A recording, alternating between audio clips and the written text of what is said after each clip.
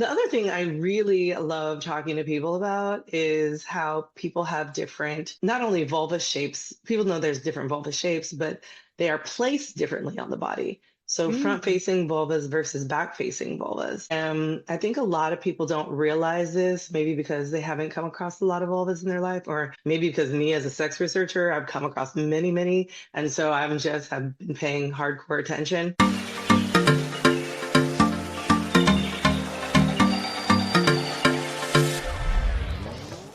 Hey, welcome to Meet Me at the Spot, where pleasure meets education. This is the space where we get real about sex, relationships, and everything in between. I'm your host, Holly Eckelberger, and I'm a longtime sexual health educator, activist, and content creator. I will be your guide through conversations that blend curiosity, pleasure, and truth. Together with some amazing guests, we'll break down stigma, celebrate bodies, and learn how to embrace sexual health with confidence and joy. So get comfy because it's time for the show to get started.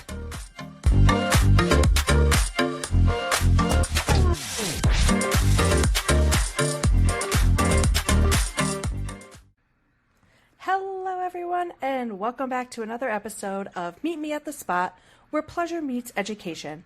I'm your host, Holly, and this week I had the pleasure of chatting with the one and only Marla Renee Stewart, who is a sexuality educator and sex coach, and she's going to share her journey into the field of sexual health and education.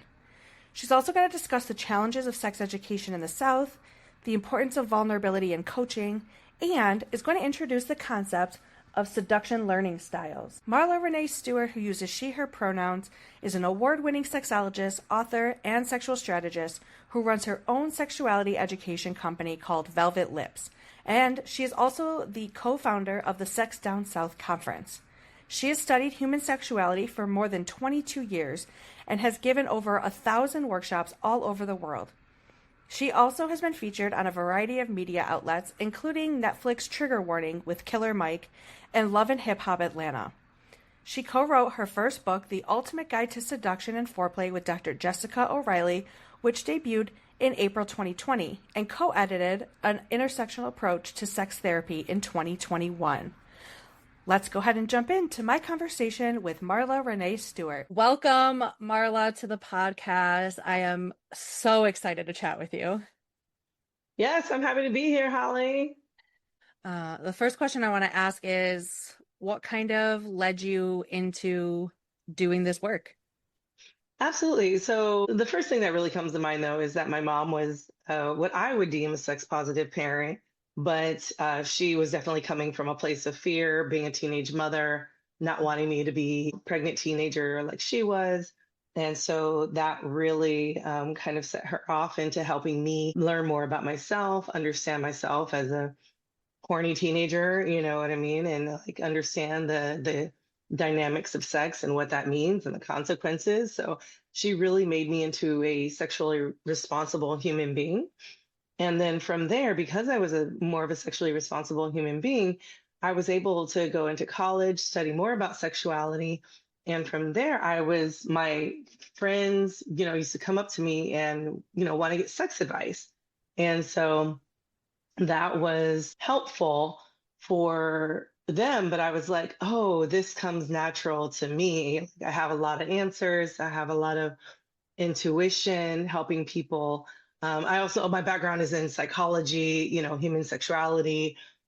So these things kind of came natural at the same time. I was studying it as well. So that is kind of the core thing. It really came natural for me. It was just definitely something like, oh, I should do this for a living. Like this should be my job. And when I got to graduate school, that's exactly what I did. I made it into my job.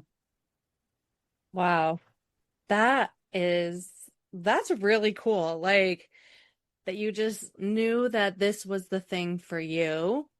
And you're like, I could just keep doing this like on the side, or, and hear me out, friends, this could be my life. And I so, definitely did it on the side for quite a while in graduate school, being a bartender, uh-huh. telling, facing all the people's problems. So yeah, it was great.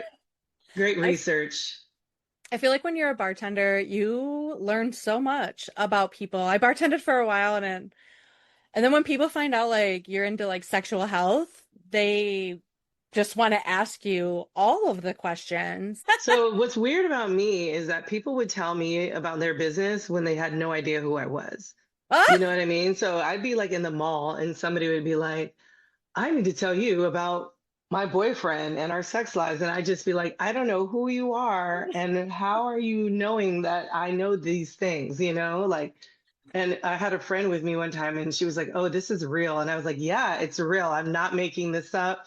This actually happens to me all the time. I love when people come up and they like sense things about you. People do that to me all the time. They'll start talking to me about things. I ask all my guests, what got them started in the work that they do. And one of the things I'm so fascinated about is that everybody, especially those of us who work in the sexual health and sexual education spaces, our backgrounds and what brought us here are so vastly different. And I'm a visual person and I keep talking about this on episodes that I'm really gonna do this. Like I'm going to make some sort of graphic where there's overlaps, right? Because there's some people, some of us who came from Catholic school background, So many. so many of us. A lot of us who are neurodivergent and there's so Hmm. many intersections and people who just knew that this was always like that knew that this was their calling, just kind of knew that this is what they were supposed to do. And so I just think it's so fascinating how everybody's story is so, so different. And so I want to ask you, so are you located in the South? Yes, I am in the South. So I grew up in California Mm-hmm. and for graduate school I moved to Atlanta and I was there for 14 years and then I fell in love, moved to Florida. And so I've been there since 2018. So yeah, so I'm currently located in Fort Lauderdale, Florida, but I'm in Atlanta once to twice a month because that's where I establish my business. That's where I have a lot of work. So I'm there very often. A lot of my friends don't even know that I've moved. So some Oh, of my friends don't even know that I've moved. well, they're about to find out. I'm just kidding. They don't listen. No. So, if you would, how's sex ed in the South going? How's Well, that looking? yeah, how's that looking? Well, I can tell you, I actually just gave a lecture on Friday about being in the South and, having clients in the South and just how there's just like a lack of not only sex education, right? Because here in California, we have a lot of comprehensive sex ed. I'm in California right now, my parents' house. So it's just like, oh yeah, um, there's lots of comprehensive sex ed. It's very thorough. There might be some parts that might not be as thorough, but in the South, oof, we have abstinence only education. Mhm, So the sex educators are really in for a treat because they are just trying to re-educate adults constantly mhm, and coupled that with religious trauma, religiosity in general, the stereotypes or the gender identity tropes of the Southern belle, the Southern gentleman. So battling these boxes can really hinder people's sexuality. And they really, I talk about people having gender identity strain because, there's so much psychological trauma that happens when you don't fit neatly into this box, especially being in the South with all the what you should be doing, how you should be addressing people, what you should be wearing, how you should address your sexuality. There's so many of these shoulds that people get um, bogged down by it, and so it can really cause some psychological distress. So in the South, we have some work to do, but it's really fascinating because the South has more freaks, I feel, than anywhere else in the country. I love You it. know what I mean? It is wild. I'm like, there are so many kink groups. There's so many swing, way more than there ever is in California. You know what I mean? Like, I am really I don't know if I want to say impressed or just like everything's sort of hushed underground. So it's, there's a lot of people that go by fake names and go by, pseudonyms and things like that in order to, protect their jobs and things. So it's really that part of me, that part of, the South, I hate, not a fan of, but, I get it why they do that, right? Like they're kept in these little boxes and they just don't want people to know that they're in these boxes. Um, but then you have people who are in like, New Orleans and Louisiana who are out and proud and Mm. swinging or non-monogamous or polyamorous. And so there is, hope for those people who are thinking that like, oh, I don't fit neatly into this box. Where can I go? But as far as in generality, there's a lot to struggle with in the South. Yeah, for sure. I felt bad laughing when you said freaks. It was not what I Yes. thought was coming out of your mouth. I thought it was going in a different direction. So when it did, I was like, that was so unexpected. In a good way, but I was also like, oh, that was a loud laugh reaction. But my head was It's not all thinking you were good. going there. No, it's so good. No, I think it's so important because there is such a high need for sex education at such a basic level. And I live in New York State and I have a lot of adults who are like, nobody ever talked to me about this stuff. And Mm, a lot of folks who are in like their 50s, 60s, and above who are widowed, getting divorced, and nobody taught them how to have sexual pleasure. And they're like, I don't mm. know what an orgasm feels like. It's like, no, no, I baby. literally have a client that I'm going back to on Thursday that hasn't had an orgasm since she was 16 years old. She is in her 40s. And Yeah. so I'm like, oh, so I'll be working with her, but I'm just like, this is so sad, right? Like, Yeah. I mean, I'm glad I have a job, but like at the same time, it's very depressing that we like there's a lot of people suffering out there, especially regarding, the orgasm gap and whatnot. Yeah, big time. So many people, and I'm like, no, oh, honey, I just want to help you so bad. Hmm. Like I just want to help you. And I think it's wonderful that folks like yourself exist in the world because so many people need to have a person that they can talk to because that's a vulnerable thing to talk about, right? Like, I mean, sex in general for a lot of people is very vulnerable to talk about, and to talk about like I haven't known this like level of pleasure. Mm, How do I do that? Right? Like that's such a huge thing to be able to say out loud to somebody and know that that person is going to be like, "Okay, let's talk about it. Like let's work through some strategies," right? Like hmm. so maybe like how I mean not specific to this example, but like walk through like if somebody is being like vulnerable. Like, how's that kind of look in a coaching type situation? Yeah, well, I think part of it is like the vulnerability really comes in the initial assessment for me. So really seeing how they're interacting with their lover, if they're, coming together with their lover in this, um, how they are expressing or being real with what is happening, if they are shutting down.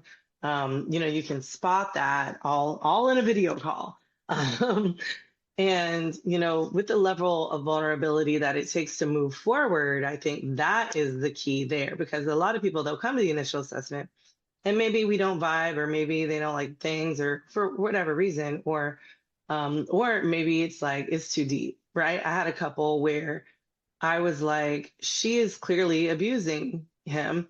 And I spoke about it. I was like, I, called her out on it. I said, that is abuse. And Mm. I need you to understand that what you're doing is abuse. And of course, they never called me back, right? Because, I called her out on the abuse, right? And so um, it's hard to be vulnerable because I'm not saying I don't want to work with you. I'm saying you need to recognize how you're being abusive and this is what you Mhm. need to do to, make that happen. So again, like vulnerability, it looks like being open, honest. There's an exercise that I do that's in the book, The Ultimate Guide to Seduction and Foreplay, called Building Your Sexual Confidence. That is a huge vulnerability exercise, Mhm. really understanding people's negative or flaws, things that they'd like to change about themselves, because you really see, I mean, people break down crying Mm-hmm. all the time on the exercise, and it's hard to face your flaws. And so when not only are you facing your flaws, I'm making you face your flaws, and then you're like, probably crying in front of a new stranger. And that's also a level of vulnerability too, because some people are taught not to cry or not to be vulnerable, or try to stuff it down, for whatever reason. But it can, I would say that exercise does get vulnerability out of people, and it helps them to understand how, if we're going to move in this work, we have to be vulnerable. I have to be honest with you. You have to be honest with me. Mm-hmm. And this is the only way that we're going to be able to get work done. So if you want to achieve these sexual goals that you have, hey, this is how we have to do it. Yeah. I love that. Like right off the bat, kind of setting the stage for like this is where we need to go and this is how we need to kind of get there and this is what I need from you and this is what I'm gonna provide on my end. And I think that's really important because yeah, there's so many things that go into it, like you said, right? The vulnerability piece, but also like I'm not supposed to cry. I'm not supposed to show my feelings. We're not supposed to talk about sex. We're not supposed to do this, right? There's all of these factors coming in that prevents people from talking about the things that they want or the things that they need or anything like that. And so I love that you explained how you set that framework and set that stage up like right on the first call. Like let's not BS each other. Um, and calling out when there is BS, right? Like let's call out when I see something that is not okay. I'm going to say, "Hey, this is what I'm recognizing." Um, and some people are turned off by that, but guess what? They're not in a position probably to receive further guidance from you, right? And to work with you further anyways. Mhm. Right. Yeah, that's so cool. I've always wanted to know. I have love like folks who do like the coaching aspect around this because it's something I have never once thought of myself ever wanting to do. Um, because so many amazing people do it and it's not me. And that's okay. Like I know where my lane is and it's not there. Right. I just have such a cool like admiration because I think so many people don't know that this exists, right? That there are people out there that you can talk to who are experts and who are experts in navigating you through these things. You don't have to wonder about these things. You don't have to, be in shame about like trying to find it on the internet and probably coming across advice that's not accurate, that's not Or rooted. depending on AI or whatever it Uh, is, you know what I mean, to give you the right answer. You're like, oh no, no, oh no, no. no, no, no, no. I I got so mad at AI the other day. I was taking my kid to the park. We had a little play date, and I was like, "Tell me about this park that my little play date we're meeting at." I was like, "Does this park have a splash pad?" And the AI is like, "Yeah, it has a splash pad." And so I bring my kids bathing suit, and then we go to the park, and I'm like, "Well, where's the damn splash pad?" And they were like, "There's no splash pad here." And I was like, "Fucking Mm. AI, fucking AI." Do you have a little one? Because I do. He's 4. oh yeah, I have a 4-year-old too. So I can imagine that what you went through was a 4-year-old very excited to be in a splash pad to being not excited at He all. loves the swing, Oh, so good, good, luckily good. there was a swing. So Yes. Yes, at least there were other things. I know it's like, oh, nope, there's not that here. Sorry. But look at this. The nice thing about toddlers, they're very easy to kind of redirect. redirect. Oh my gosh, that's too funny. All right, I want to know a juicy question. I want to know, like, of all the things to talk about, like sex and sexuality, what is like your favorite kind of aspect to talk about or specific like little niche topic to talk about when it comes to sexual health? Oh, I can see it on your face. Oh yeah, absolutely. I have plenty of things to talk about. Um, One of the things that, of course, I love to talk about, which is foundational to my business, is the seduction learning styles. Hmm. So that is foundational. I think everybody should be communicating and understanding people in this way. I think it helps to benefit, benefit, communication on a broader spectrum. And it's beautiful. And once you find out what somebody's seduction learning style is, you can really connect with them in a way that is really needed. And so that is foundational for sure. The other thing I really love talking to people about is how people have different, um, not only vulva shapes, people know there's different vulva shapes, but they are placed differently on the body. So front Mm. facing vulvas versus back facing vulvas. And I think a lot of people don't realize this, maybe because they haven't come across a lot of vulvas in their life, or maybe because me as a sex researcher, I've come across many, many. And so have been paying hardcore attention. And so, I think that like when I mention that to people, people are like, "What? What is that? What do you mean?" Because I'm like, not every sexual position is going to be for everybody. This is the reason why. You know what I mean? And so having a full understanding of why that is, I think makes for a full understanding, a better self-awareness of your body and how it can fit on another body when it comes to sexual exploration and health. That's a really cool topic to talk about. I honestly had never heard of seduction learning styles, although I guess I not in a formal sense until you filled out the form for this interview, to be honest with you. And I was like, seduction learning styles? What is this? But that makes sense, right? When you think about it, Hmm. we all have seduction learning styles. Oh yeah, absolutely. It was great when Jess invited me to be co-author of the book. She had came to my class and she's like, "Oh my God." She's like, "This is brilliant." She's like, "I cannot do this book if you have to do this book with me."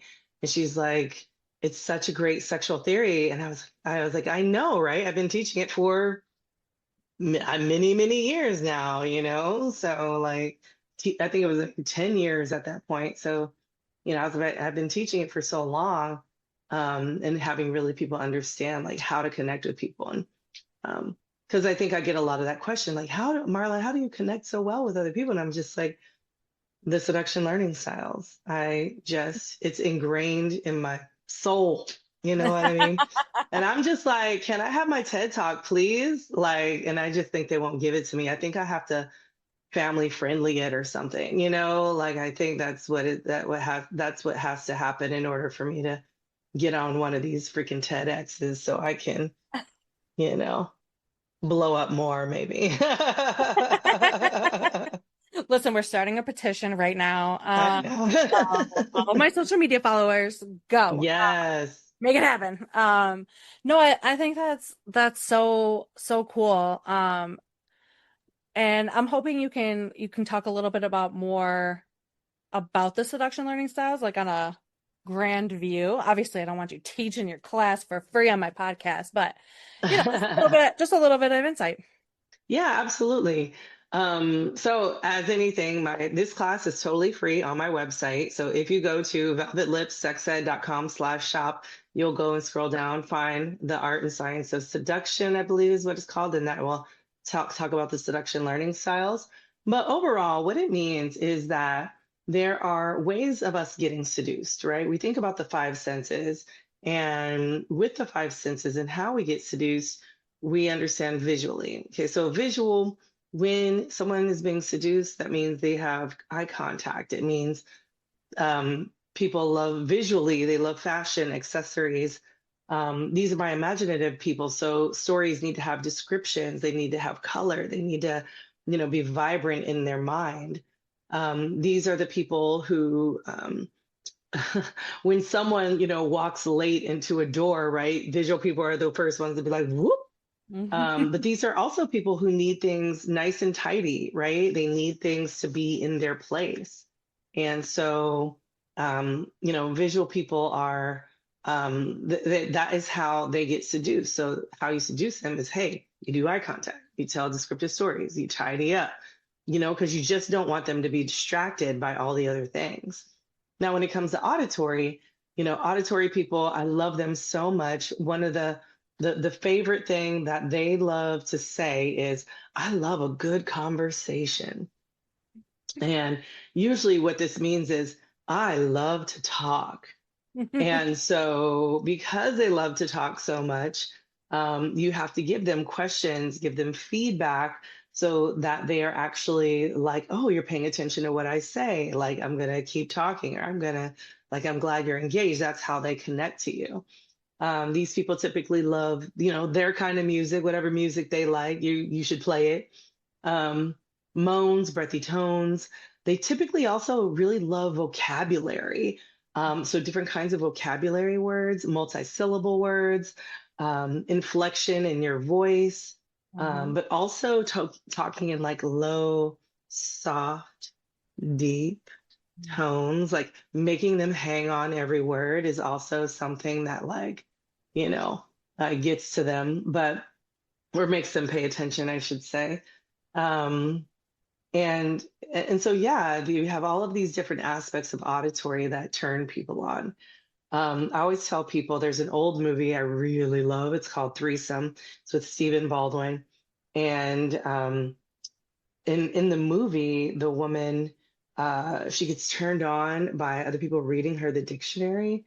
And it's so hot and so amazing, but it reminds me a lot of like auditory people. Um, with tactile, which is seduction by touch, these are my people who love to touch, right? So you are using their hands or body parts to put on your body parts. You're using pressure, you're using light touches, you're doing variation in touch. You are wearing clothes that aren't typically cotton, like what you would wear every day, right? You're wearing, I don't know, seersucker, velvet, suede, lace, leather, whatever the case may be. Um, but you want them to like come and touch you in that sense. These are my dancers. I usually say, people who love to dance are typically tactile. People who are people who love to I always say these are my athletes too, like people who love to move their bodies in certain ways, typically are tactile. Kinksters, a lot of times, super tactile. Mhm. Um, and so, and it's funny because I think there is quite a distinction between certain kinds of kinksters, and I can't wait to do this research. It's definitely there. It's on the back burner somewhere, but um, I'm like people who like love impact play, those kinds of things. That's like tactile. But then you have like the rope bondage people, and I would say, the people getting tied up, yeah, probably tactile, but the people tying them up, probably visual, you know. Mhm. Um, like thinking about all of these different kinds of kinky kinksters and kinky play, I'm so like interested on like who is what and how they navigate their kink. But that is far in the future. That's after my next two books. So so many big ideas here. Yeah. Um, but but yeah, so that overall, there's that. And then, of course, you have gustatory seduction, seduction by taste, olfactory seduction, seduction by smell. And those are kind of the offset of, how to seduce. And those are kind of general, but for the most part, people are generally fall into the category of visual, auditory, or tactile. Or all three. As you Oh, were yeah. Oh, describing them, I yeah. was like, oh, Marla, I hope you can be more than one Oh, because yeah, you were absolutely. describing me this entire time.